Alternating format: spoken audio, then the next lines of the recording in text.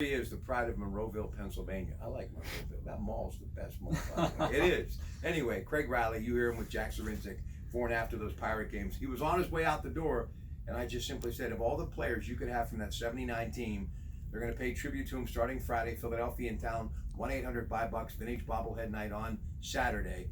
Now, Willie Pop Stargell, fantastic. But let's face it, really just was lights out. Over 400 batting average in the series, won the MVP. But of all the players, the guy who would soon leave the Pirates, become the first $1 million ball player, and return to Cincinnati, Dave Parker should be in the Baseball Hall of Fame.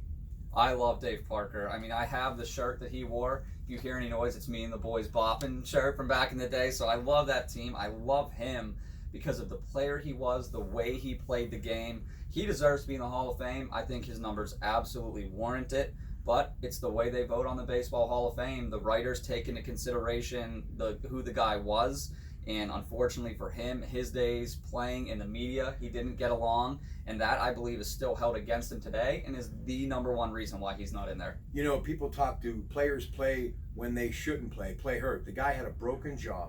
He played, and he truly was a five-tool player. You being the baseball mind, talk about what a five-tool player is and why he fits the bill. All aspects of the game. There's lots of guys that can hit a home run, but they don't run the bases well. Or a guy that can do a couple of those things, but they don't have an arm, they don't field well. That's what it is. You got to be able to run, you got to be able to field. You hit for power, you hit for average, you got everything. That's what he had, the total complete player.